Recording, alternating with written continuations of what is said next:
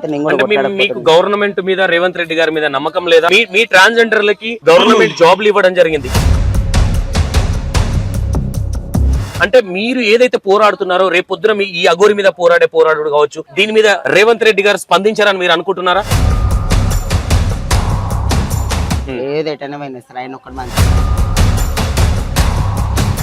అంటే మీకు ఇవ్వలేదన్న ఇంటెన్షన్ కావచ్చా, లేదంటే చదువుకున్న వాళ్ళకైతే జాబ్లు వచ్చినాయి కదా, మీ దాంట్లో కొంతమందికి అయితే హెల్ప్ జరిగింది కదా, ఇదొకటి తీసుకొచ్చారు రేవంత్ రెడ్డి గారు. రేపు పొద్దున మీ చదువుకోని వాళ్ళకి కూడా ఇంకేమన్నా తీసుకొస్తారన్న నమ్మకం లేదా మీకు? ఎందుకంటే మీకు గవర్నమెంట్ మీద రేవంత్ రెడ్డి గారి మీద నమ్మకం లేదా? ఎందుకంటే మీ ట్రాన్స్జెండర్లకి గవర్నమెంట్ జాబ్లు ఇవ్వడం జరిగింది. అంటే ఏ ప్రభుత్వం చేయని తీరుగా ఈ కాంగ్రెస్ ప్రభుత్వం రేవంత్ రెడ్డి గారు వచ్చిన తర్వాత మీకు జాబ్లు ఇవ్వడం కావచ్చు, ఇంకోటి కావచ్చు చేయడం జరిగింది. అంటే మీ దాంట్లో మీరే కొంతమంది, అంటే మీరు ఏదైతే పోరాడుతున్నారో రేపు పొద్దున మీ ఈ అఘోరి మీద పోరాడు కావచ్చు, దీని మీద రేవంత్ రెడ్డి గారు స్పందించారని మీరు అనుకుంటున్నారా?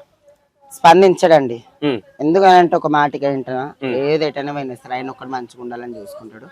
ఇవాళ మీరు జాబ్లు ఇచ్చారంటున్నా, అది చదువుకున్న వాళ్ళకి కానీ చాలా మటుకి 99% కూడా ట్రాన్స్జెండర్ చాలా మంది చదువుకోలేరు. వాళ్ళ గురించి ఏం చేయలేదు. అంటే ఇప్పుడు ఒకటి, అంటే చదువు అనేది ఒక పోలీస్ వ్యవస్థల టాపిక్ కావచ్చు, ఇంకో దాంట్లో కావచ్చు, మోస్ట్ ఇంపార్టెంట్ కాబట్టి చదువు అనేది చూడడం కంపల్సరీ ఉంటది కాబట్టి చదువుని చూసారు. అంటే మీకు ఇవ్వలేదన్న ఇంటెన్షన్ కావచ్చా, లేదంటే చదువుకున్న వాళ్ళకైతే జాబ్లు వచ్చినాయి కదా, మీ దాంట్లో కొంతమందికి అయితే చదువుకున్న వాళ్ళకి హెల్ప్ జరిగింది కదా? కొంతమంది హెల్ప్ జరిగిందండి, కానీ కొంతమందికి హెల్ప్ జరిగినా కానీ అందరి బతుకులు అయితే మారలేవు. మేబీ ఈ రోజు ఇదొకటి తీసుకొచ్చారు రేవంత్ రెడ్డి గారు. రేపు పొద్దున మీ చదువుకోని వాళ్ళకి కూడా ఇంకేమన్నా తీసుకొస్తారన్న నమ్మకం లేదా మీకు? నాకు లేదండి. ఎందుకనంటే ట్రాన్స్ కమ్యూనిటీలలో ఇట్లా చదువుకోలేని వాళ్ళకి పింఛన్లు అవి ఇవి కావాలని మేము జాబ్ గురించి ఫస్ట్ కొట్లాలి. ఒక పింఛన్ గురించి, దాని గురించి మాకు ఇండ్లు కావాలని మేము కొట్లాడినాం. కానీ వాళ్ళ జాబ్ చదువుకున్న వాళ్ళకి ఇచ్చింది, కానీ మాకు ఉంటానికి ఒక ట్రాన్స్జెండర్ ఒక దగ్గర కిరాయికి ఉండాలంటే కూడా ఎవరు రెంట్కి ఇస్తలేరు. డెఫినెట్ గా అది జరగాలని కోరుకుందాం. ఇంకోటి, ఇప్పుడు ఏదైతే శ్రీనివాస్ లేడీ అఘోరి ఎవరైతే ఉన్నారో ఈ విషయంలో మీరు చాలా సీరియస్ గా స్పందిస్తే రేపు పొద్దున ప్రభుత్వం నుంచి మీకు సపోర్ట్ ఉంటది అనుకుంటున్నారా, ఉండదు అనుకుంటున్నారా? నేనైతే ఇంతవరకు అయితే సపోర్ట్ లేదు. ఇప్పటికైనా నాకు సపోర్ట్ ఇవ్వాలని నేను కోరుకుంటున్నాను. ఎందుకంటే నేను ఏదో రేవంత్ రెడ్డి గారిని కోరుకుంటున్నాను. ఇంతవరకు అయితే నాకు సపోర్ట్ ఇవ్వలేరు ఎవరు, కానీ ఈ రోజు డూప్లికేట్ అని తెలిసిపోయింది.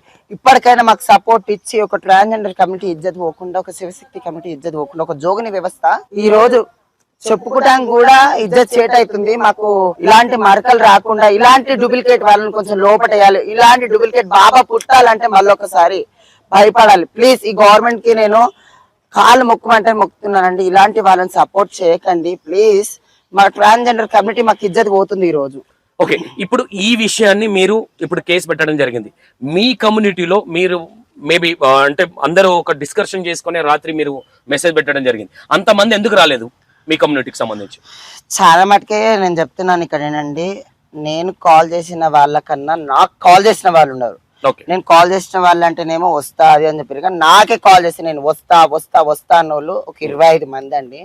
నాకు ఏమైందో నాకు ఇప్పటి వరకు అర్థమైతే సడన్లీ వాళ్ళు వీడికి ఒక్కదాన్ని నేను వచ్చిన వస్తున్నా వెళ్ళిన దగ్గరున్నా అన్న మాట్లాడిన వాళ్ళు కూడా రాలేరు.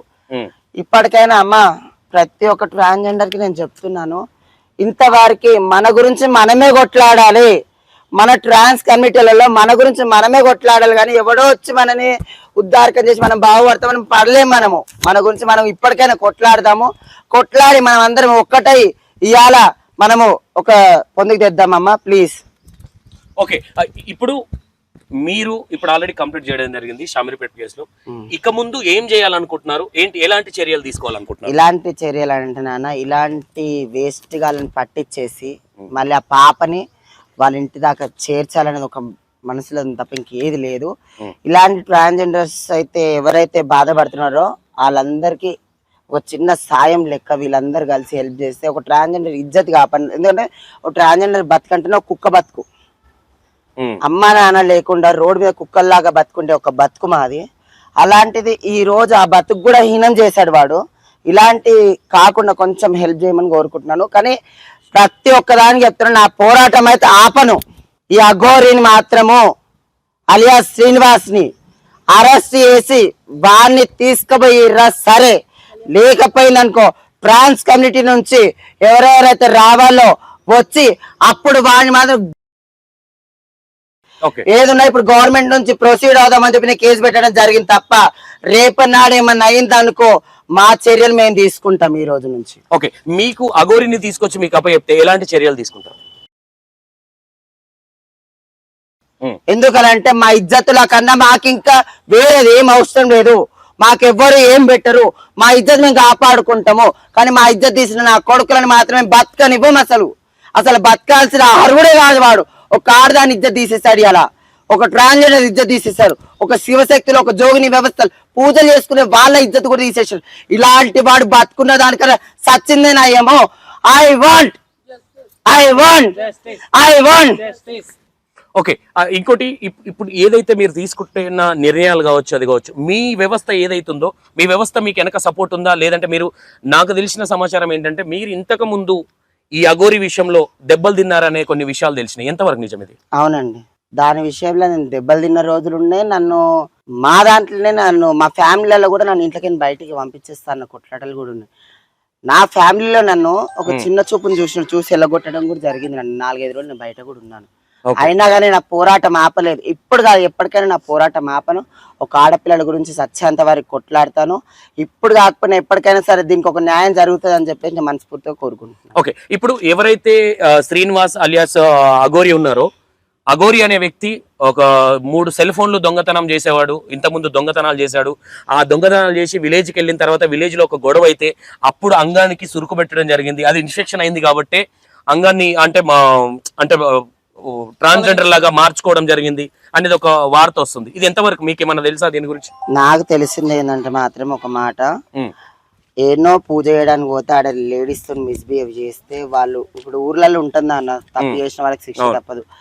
అట్లా వాడు ఒక లేడీతో మిస్బిహేవ్ చేస్తే మాత్రం అక్కడ సురుకు పెట్టడం వల్ల వాష్రూమ్ పోలేక కడుపు ఉబ్బి అది సెప్టిక్ అయినందుకు ఒక ట్రాన్స్జెండర్ సహాయం తీసుకొని సిజేరింగ్ అయిందని తెలిసింది మాకు. ఓకే, ఇంకోటి ఏదైతే ఈ శ్రీనివాస్ ఉన్నారో ఒక జడ్జికి అండ్ యోని పూజ చేసి అండ్ అది మాత్రం చాలా అన్యాయం, నేను నిజంగా చెప్తున్నాను. మీ వరకు వచ్చింది అది 15 లక్షల రూపాయలు తీసుకున్నారు. దీని వెనక ఈ అఘోరి వెనక ఇంకా కొంతమంది వ్యక్తులు ఉన్నారు. దీంట్లో ఒక సినిమాకి సంబంధించిన ప్రముఖ లేడీ ప్రొడ్యూసర్ ఉన్నారు. ఎందుకంటే ఆమె డీల్స్ మాట్లాడేసి అందులో నుంచి పర్సంటేజ్ తీసుకుంటుంది. ఈయనకు ఈ ఏదైతే మన జడ్జి ఉన్నారో జడ్జికి సంబంధించిన యోని పూజకు సంబంధించిన వ్యక్తి 15 లక్షల రూపాయలు ఇస్తే ఇతని అకౌంట్లకు 10 లక్షలు వచ్చినాయి. ఎవరైతే ప్రొడ్యూసర్ అనే ఆ లేడీ ఉన్నారో ఆమె అకౌంట్లకు 5 లాక్స్ పోయినాయి అనే విషయాలు మీ దగ్గర దాకా వచ్చినాయా? ఇలాంటి లంగేశాలు వేస్తున్నాడు, లేదంటే ఇలాంటి చీటింగ్లు చేస్తున్నాడు అని? ఇలాంటిది నా దగ్గరికి ఆల్రెడీ వచ్చింది, ఇంటర్వ్యూ ఇవ్వడం కూడా జరిగింది. చిన్న దాన్ని తీసుకొచ్చి పోలీస్ స్టేషన్ లో పెడతారు కదా, మళ్ళీ 1 లక్ష 2 లక్షలు దొరుకుతాయి. ఒక కారు కొనాలంటే నెట్ క్యాష్ కడితే ఎవరన్నా ఇస్తుండా? అది ఇది అడుగుతారు. మరి ఇన్ని లక్షలు అని ఫోన్ పేలలో వచ్చుకుంటా అటు ఇటు మారుతున్నప్పుడు ఏం చేస్తున్నారు బ్యాంక్ వాళ్ళు? ఈ సమాజ సేవ చేసుకుంటా అన్నోనికి పైసలు ఎందుకు, ఈ పరిపతి ఎందుకు, ఈ ఫోన్లు ఎందుకు, అమ్మాయిలతో పెళ్ళెందుకు? ఈ కలియుగ కామాంధ్రులను అందుకనే పెట్టా. ఆ రోజు ఆమెను పెళ్లి చేసుకుని ఆమెనే చెప్పింది ఇట్లా సెక్స్ వారంకి ఇట్లా చేస్తాడని. మళ్ళీ ఈ రోజు ఈ అమ్మాయి, ఇలా ఎంతమంది బలైపోయారు? మీకు ఇప్పటికైనా లోక కళ్యాణం మీనింగ్ అర్థమైందా? ఇప్పటికైనా మీ ట్రాన్స్జెండర్ కి వచ్చినప్పటి నుంచి లోక కళ్యాణం కోసమే వచ్చిన నేను అని చెప్పడం జరిగింది కదా. లోక కళ్యాణం అంటే అమ్మాయిలందరూ ఈయన పెళ్లి చేసుకోవాలని ప్లాన్ చేస్తున్నాడని ఏమన్నా మీకేమన్నా అర్థమై కొంచెం రియలైజ్ అయ్యారా? ఇది మనం కాదు, ఇప్పుడు లోకానికే అర్థమైంది. లోక కళ్యాణం అంటే లోకం మీద అమ్మాయిలతో పెళ్లి అని చెప్పేసి అర్థమైపోయింది. ఇప్పుడు వాడు పుస్తెలు పెట్టుకుండు, మెట్టలు పెట్టుకుండు, అన్న అయిన ఒక ట్రాన్స్ కమ్యూనిటీలో అన్ని ఉన్న తర్వాత ఇట్లా అయిన తర్వాత